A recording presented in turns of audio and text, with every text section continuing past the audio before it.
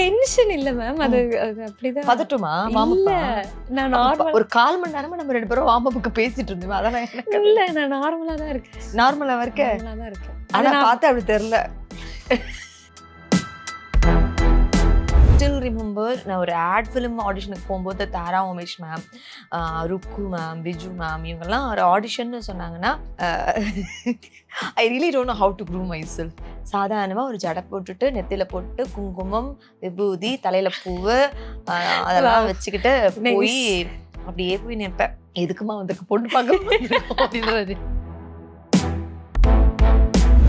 ஆனால் இப்போ வர்ற சாரீஸை விட நான் அப்போ வாங்கின சாரீஸ் உழைக்கிற உழைப்பு இருக்கே, அது குவாலிட்டியெல்லாம் வேற லெவல். இல்லை இன்ன வரைக்கும் கூட நானே வந்து தூக்கி போடலான்னா யாருக்காவது கொடுத்துடலாம் அப்படின்னு நினைப்பேன்.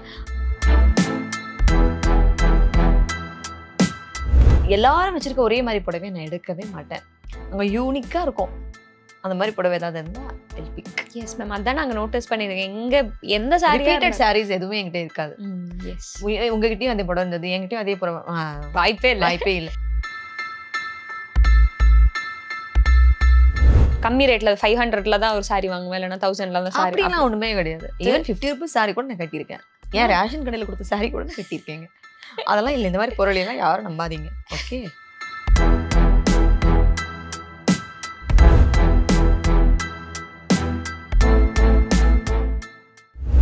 மிஸ் வாவ் தமிழா நேயர்களுக்கு வணக்கம்.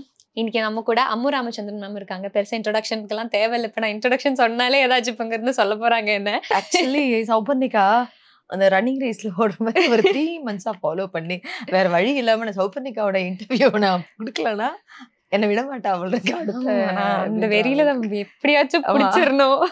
அந்த அளவுக்கு உங்களோட சாரி கதை கேட்கறதுக்காக தான் நான் காத்திருந்தேன். பட் நான் சாரி கதையை பத்தி நான் நிறைய சொல்லுவேன். சாரியை கையில வச்சுக்கிட்டு தான் சாரி கதை சொல்லணும்னு அவசியம் இல்லை. அதுக்கு எஸ், கண்டிப்பா நம்ம அதுக்கு வரலாம். இப்போ ஃபர்ஸ்ட் எனக்கு ஆரம்பிக்கும் போது நீ எதுக்கு கையெல்லாம் கட்டிக்கிட்டு? நான் ஸ்கூல் டீச்சரா? நான் பேசிக்கிறேன். அதாவது எதுக்கு இப்ப டென்ஷன் இல்ல மேம். அது அப்படிதான். பதட்டுமா? நான் நார்மலா ஒரு 1/4 மணி நேரமா நம்ம 2 பேரும் வார்ம் அப்புக்கு பேசிட்டு இருந்தோம். அதெல்லாம் எனக்கு இல்ல, நான் நார்மலா தான் இருக்கேன். நார்மலா இருக்கேன். ஆனா பார்த்தா அப்படி தெரியல. இங்க பாரு, உன்னோட இது மீம்ஸ் தான் நிறைய போகுது. நான் ஒண்ணும் இல்லமா. ஓகே, அதெல்லாம் போடுங்க, தயவு செஞ்சு இதெல்லாம் போட்டுருங்க. இல்ல நம்ம உங்களுக்கு வரலாம். இவளை பார்க்கும்போது அப்படியே என்ன பார்த்த மாதிரியே இருக்கு. அங்கதான் நான் வரப்போறேன். அப்படி எங்க உங்களோட ஆங்கரிங் கதைக்கு தான் நான் வரப்போறேன். இவ்வளவு வருஷம் தி ஜர்னி இந்த இண்டஸ்ட்ரி சஸ்டைனபிளா சூப்பரா இப்போவும் அம்மு மேம்னு சொன்னா எல்லாருக்கும் அந்த ஓகே அம்மு ராமச்சந்திரன் இப்போ எவ்வளோ வருஷமா இருக்கீங்கிற ஒரு இது இருக்கு இல்லையா. So first you started as a VJ anchoring தான் பண்ணி ஸ்டார்ட் பண்ணீங்க உங்க கரியரை டீனேஜ்ல. ஸோ ஹவ் வாஸ் இட் அந்த ஏஜ்ல ஸ்டார்ட் பண்றது? ஏன்னா நம்ம கரியர் காலேஜ் முடிச்சு ஸ்டார்ட் பண்றது it's a different thing.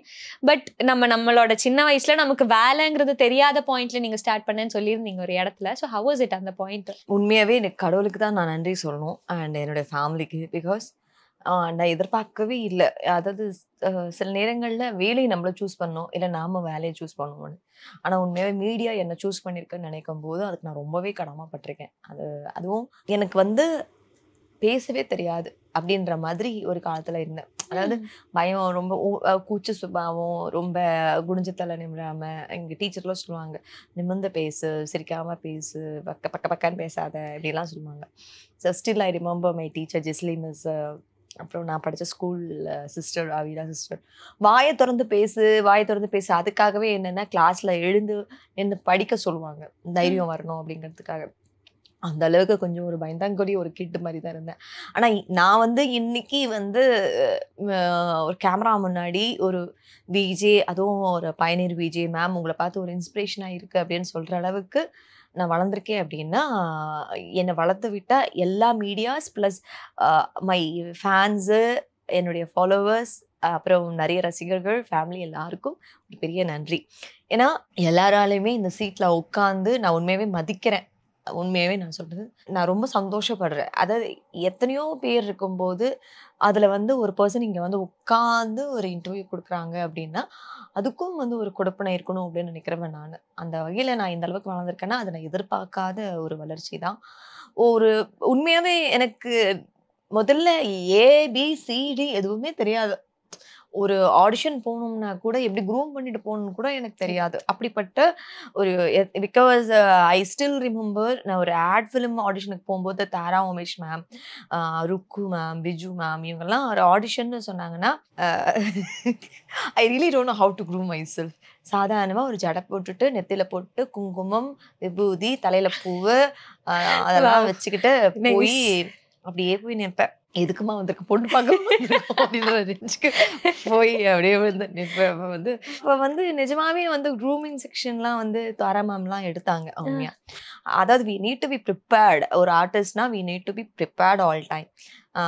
Like எப்போ நமக்கு வேலை வரும் அப்படின்றது தெரியவே தெரியாது. அதனால வந்து ஒரு ட்ரெஸ்ஸாக இருக்கட்டும், இல்லை ஒரு ஜுவல்லரியாக இருக்கட்டும், ஒரு மேக்கப்பாக இருக்கட்டும், ஹேர் ஸ்டைலாக இருக்கட்டும், பி ப்ரிப்பேர்ட். காலையில் தூங்கி இருந்தால் பி ப்ரிப்பேர்டு. நெயில்ஸில் இருந்து எல்லாமே பர்ஃபெக்டாக இருக்கணும். எல்லாத்தையும் மெயின்டைன் பண்ணுறதுனால எனக்கு தெரியாது. பட் இருந்தாலும் அவங்க சொல்லுவாங்க பர்ஃபெக்டாக இருக்கணும். அப்போதான் நான் தலையில் எண்ணெயை வச்சுக்கிட்டு இருக்கேன், என்னை சடையை போட்டுட்டு இருக்கேன் அப்படின்னா சொல்லக்கூடாது. ஈவன் இந்த ஹேர் கட்லேருந்து பர்ஃபெக்டாக க்ரூம் பண்ணி ஐப்ரோஸ் ட்ரிம் பண்ணி இப்படியெல்லாம் இருக்கணும். அதுக்கான செப்பல்ஸ் கரெக்டாக இருக்கணும். அந்த மாதிரி நிறைய விஷயங்கள் நான் தினம் தினம் பார்த்து கற்றுக்கிட்டேன்.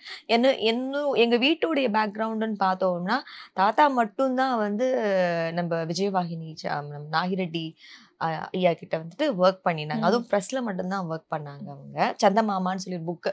ஐ don't know whether you remember the Chandamama book. Ambuli Mama you don't? Okay, பரவாயில்ல. நம்ம அட்லீஸ்ட் குட்டி சப்போர்ட் இருக்கு நமக்கு. அதாவது நம்ம ஒர்க் பண்ண ஆரம்பிக்கும் போது பிறந்தவங்க கூட நம்ம ஒர்க் பண்றோன்ற ஒரு இருக்கு. I can't take you. இப்பதான் மேம் தெரியாது மேம். ஆமா, ஒரு இந்த 2000 மில்லினியம் கிட்ஸ் கூட பேசும்போது கொஞ்சம் பயமா தான் இருக்கு. ஸோ அம்புலி மாமா சந்தமாமாலாம் வந்து எல்லாருக்கும் ஒரு ஃபேவரட்டான ஒரு புக்கு. அந்த மேகசின்ல ப்ரெஸ்ல ஒர்க் பண்ணவர் தாத்தா. ஸோ மீடியா பேக்ரவுண்டுன்னு பார்த்தோம்னா இவ்வளவுதான் மீடியா இருக்கு. மற்றபடி எனக்கு எதுவுமே தெரியாது. மீடியா பற்றி எனக்கு 0 நாலேஜ்குள்ள உள்ள நுழைஞ்சேன். I feel great. அது வந்து எல்லாரும் பின்னாடி திரும்பி பார்க்காதன்னு வாங்க, இல்லை நடந்து வந்த பாதையை பாருன்னு வாங்க. எனக்கு அந்த ஒவ்வொரு நிமிஷமும் நடந்து வரும்போது அந்த அம்முவா இந்த அம்மு அப்படின்னு எனக்கே நான் வந்து ஒரு ஃப்ளாஷ்பேக் போட்டு பார்த்துக்கிட்டா இட்ஸ் குவைட் இன்ட்ரெஸ்டிங். நல்லா இருக்கு. ஃபியூச்சர்ல வந்துட்டு செமினார் கூட எடுக்கலாம் போல் இருக்கு. கண்டிப்பா. ஆனா அந்த அம்மு தான் இப்போ இவ்வளோ க்ரூம் ஆகி நம்ம ஒவ்வொரு விஷயம் இப்போ சாரியா இருந்தாலும் உங்களோட ஸ்கின் கேர், ஹேர் கேர் எல்லாமே இப்போ நம்ம கேட்டு தெரிஞ்சுக்கிற அளவுக்கு அது சேஞ்ச் ஆயிருக்குன்னா அந்த ஒரு ஷிஃப்ட் பெரிய விஷயம். ஆமா, மீடியா பேக்ரவுண்ட்ல இருக்கவங்களுக்கு புரியும். அந்த ஒரு பெரிய ப்ளஸ்ஸும் என்னமோ தெரியல. எனக்கு ஒரு மீடியா பேக்ரவுண்ட்ல இருந்து வந்தோம்னா எப்படி நடந்துக்கணுங்கிற விஷயமாவது சொல்லி கொடுத்துருப்பாங்க. ஆனா எனக்கு எதுவுமே தெரியாது. அதனால எப்படி வந்து நான் ஒரு களிமண்ணா என் வீட்டுல இருந்து பிடிச்சி என்ன வெளியே அனுப்புனாங்களோ அதே மாதிரிதான் இன்னைக்கு தெரியும். நீங்க சொன்னீங்க இல்லையா சாரி இல்லாமே நமக்கு சாரி பத்தி பேசலாங்கிறது. எங்க இருந்து மேம் சாரி எல்லாம் பர்ச்சேஸ் பண்றீங்க? Which place? என்ன மைண்ட்ல போய் ஒரு சாரி எடுப்பீங்க? எனக்கு மோஸ்ட்லி வந்து விண்டோ ஷாப்பிங் ரொம்ப பிடிக்கும். திடீர்னு வந்து மெனக்யூன் போட்டுருந்தா அந்த சாரி இல்லைன்னா எங்கேயா தொங்க விட்டுருப்பாங்க சாரி டிஃப்ரெண்டா இருந்ததுன்னா அவ்வளவுதான். அந்த மாதிரி வாங்கினது தாங்க அவ்வளோ சாரி சேர்ந்துருக்கு. ஆக்சுவலி ஹவு வி மெயின்டைன்ங்கிறது ரொம்ப முக்கியம்.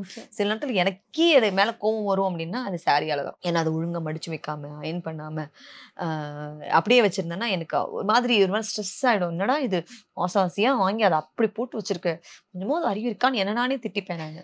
ஸோ அந்த மாதிரியான ஒரு சேலஞ்சஸ்லாம் எனக்கு நடந்திருக்கு.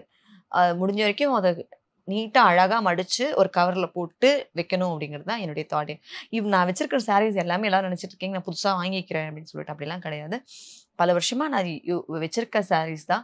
அது வேற ப்ளவுஸ் கான்செப்ட்ஸ். ஏன்னா அப்போ போட்ட ப்ளவுஸ் சில நேரத்தில் பத்தாமல் இருந்திருக்கலாம். இன்னும் 10 ப்ளவுஸஸும் இருக்கு. ஸோ அந்த மாதிரி மிக்ஸ் அண்ட் மேட்ச் பண்ணி நான் போட்டுப்பேன். அந்தந்த காலத்துக்கு ஏற்ற மாதிரி ட்ரெண்ட் மாறுது இல்லையா? மினி ஸ்லீவ்ஸ் இருக்கும், சிலது பார்த்தா பஃப் ஸ்லீவ்ஸ் இருக்கும். மாறி போடும்போது அது நிறைய பேருக்கு தெரியாது. மோஸ்ட்லி பார்த்தோம்னா நான் ஏற்கனவே யூஸ் பண்ண சாரீஸ், ரொம்ப பழைய சாரீஸ் இதெல்லாம் நான் ப்ராப்பராக கஞ்சி போட்டு அயன் பண்ணி நீட்டாக வச்சு மெயின்டைன் பண்ண சாரீஸ் தான் நான் இப்போவும் யூஸ் பண்ணிக்கிட்டு இருக்கேன். இப்போவும் நான் போய் எடுப்பேன், கொஞ்சம் யூனிக்காக பார்க்க அழகாக இருக்குது அப்படின்னா. ஆனால் இப்போ வர்ற சாரீஸை விட நான் அப்போ வாங்கின சாரீஸ் உழைக்கிற உழைப்பு இருக்கே, அது குவாலிட்டியெல்லாம் வேற லெவல். இல்லை இன்ன வரைக்கும் கூட நானே வந்து தூக்கி போடலான்னா யாருக்காவது கொடுத்துடலாம் அப்படின்னு வைப்பேன். அப்புறம் இருந்துட்டு போட்டு அப்படின்னு சொல்லி திரும்பி வச்சுப்பேன் நான். ஸோ இந்த மாதிரி தான் இருக்கு. ஓகே. ஸோ இப்போ ப்ரைஸ் ரேஞ்சாக இருந்தாலும் கம்மி ரேட்டில் 500ல தான் ஒரு சாரி வாங்குவேன், இல்லைன்னா 1000ல தான் சாரி. அப்படிலாம் ஒன்றுமே கிடையாது.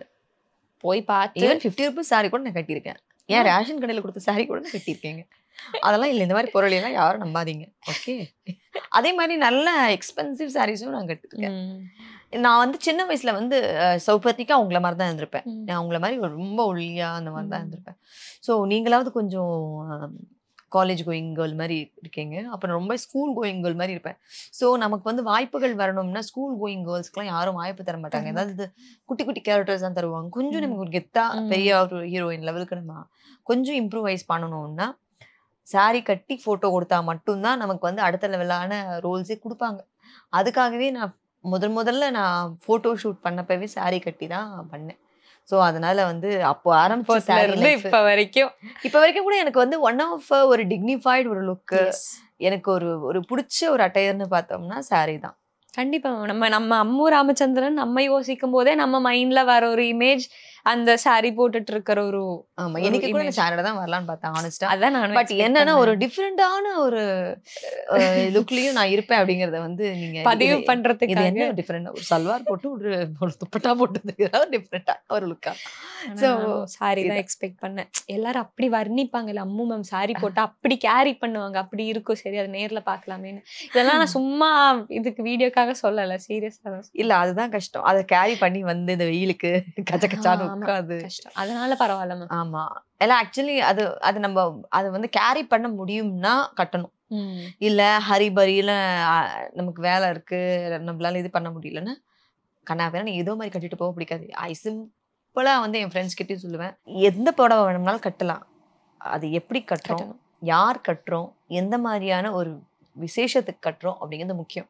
கல்யாண வீட்டுக்கு கூட சாதாரண புடவை கட்டிட்டு போகலாம். ஆனா அதுக்கான அக்சசரிஸை நம்ம மாத்தி போட்டு ஒரு கெத்தான ஒரு பிளவுஸை போட்டு போனோம்னா நம்மள எல்லாரும் திரும்பி பார்ப்பாங்க. முடிஞ்ச வரைக்கும் எல்லாரும் வச்சிருக்க ஒரே மாதிரி புடவை நான் எடுக்கவே மாட்டேன். அங்க யூனிக்கா இருக்கும். அந்த மாதிரி புடவை ஏதாவது இருந்தா I'll pick. எஸ் மேம், அதான் நாங்க நோட்டீஸ் பண்ணிருக்கேன். எங்க எந்த சாரீஸ் எதுவுமே என்கிட்ட இருக்காது. உங்ககிட்டயும் அதே புடவை இருந்தது, என்கிட்டயும் அதே புடவை வாய்ப்பே இல்லை. இந்த ட்ரெண்டிங்கா போய்கிட்டு இருக்கிற ரீக்ரியேஷன் பண்ற சாரீஸ் அந்த மாதிரி எடுக்கிறதே இல்லை. அது வந்து அவங்க வந்து அத ட்ரெண்ட் ஆக்கிட்டாங்க. நான் வேற என்னத்த ட்ரெண்ட் ஆக போறேன்? வேணும்னா அதே மாதிரி புடவை ஏதாவது வேற டிஃப்ரெண்ட் கலர்ஸ்ல எடுத்துக்கலாமே தவிர அதை ரீக்ரியேட் பண்ணிக்கணும் அப்படின்ற அந்த தாட் எனக்கு கிடையாது. என்கிட்ட அது மாதிரி ஏதாவது ஒரு சாரீஸ் இருக்கலாமே தவிர கடைக்கு போனோம்னா கூட நான் கேட்பேன், இதே மாதிரி இன்னொரு பீஸ் இருக்கான்னு கேட்பேன். இல்ல மேடம்னா அப்ப பேக் பண்ணுங்க அப்படின்னு.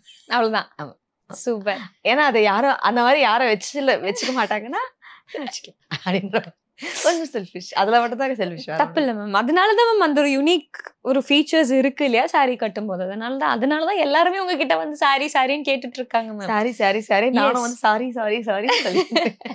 ஏன்னா அதை கட்டுறதுக்கு அதை மடிச்சு வைக்கிறதுங்கிறது எவ்வளவு பெரிய ப்ராசஸ் தெரியுமா? நான் வரேன் மேம் உங்க வீட்டுக்கு வந்து நானே எடுத்து நானே மடிச்சு வைக்கிறேன். பாவம் ஏற்கனவே இழைச்சிருக்கா, அப்புறம் இன்னும் இழைச்சிருவா. Okay ma'am, thank you so much. நானும் முடிக்கிறேன்னு சொல்லிட்டு தான். இல்ல அப்படிலாம் ஒண்ணுமே இல்லை. It's quite interesting. உண்மையாக சொல்ல போகணும்னா நீங்கள் நல்லா ஆங்கர் பண்ணுறீங்க. உங்களை மாதிரி தான் நானும் பல டேக்கெல்லாம் வாங்கி ஆங்கரிங்லாம் பண்ணியிருக்கேன். பட் ரொம்ப சில்லாக நீங்கள், அதாவது என்ன சொல்கிறது, 2K கிட்ஸ்ன்னு சொல்லாமல் ரொம்ப கூலாக இந்த மாதிரியான ஒரு குணத்துக்காக தான் I really impress with 2K people also. The gen kids அவங்க எப்படி இருப்பாங்க? ஜென்சில எல்லாம் நான் வர மாட்டேன். ஜென்சிலாம் இல்லை, ஜென்சியோட கொஞ்சம் சீனியர். அப்ப ஜென்சி வந்து இவங்களை இன்டர்வியூ பண்ணுவாங்க. ஆமா ரவி, இப்ப அவங்க கூட பேசினா எனக்கே ஒரு மாதிரி வித்தியாசம். லாங்குவேஜ் டிஃபரெண்டா இருக்குல்ல? ஆமா, எனக்கே புரியாது. ஏதாவது லாங்குவேஜ் வேர்ட் சொல்லுங்க. ஜென்சி இது என்னன்னா எனக்கு தெரியல, புரியவே புரியாது. அவங்க இங்கிலீஷ் ஒரு மாதிரி கோட் லாங்குவேஜ்ல பேசுற மாதிரி கோட் லாங்குவேஜ். ஆமா. சோ அந்த மாதிரி நிறைய போய்கிட்டு இருக்கு. அப்படி இருக்கும்போது ஜென்சி, பீட்டா, ஆல்ஃபா என்ன இருந்தாலும் எங்களையும் கொஞ்சம் நீங்க கொஞ்சம் திரும்பி பாருங்க. Anyways, love you all. என்னோட கொலீக், என்னோட ஃப்ரெண்ட் வனஜாலாம் சொல்லுவா, ஏன் வனேஜ் இப்படி பேசுற அப்படின்னு. முதல்ல என்னது இப்படி என்னது பூனை மாதிரி பேசிக்கிட்டு இருக்க, குறை இன்னும் கொஞ்சம் குறை, இன்னும் கொஞ்சம் குறை இப்படியே சொல்லுவா. ஸோ என்ன கொஞ்சம் பேச, முதல்ல கொஞ்சம் பேசுறத கட் பண்ணு. இல்லடி அப்படின்னு இப்படி பேசாத, பேசவே பேசாத அப்படின்னா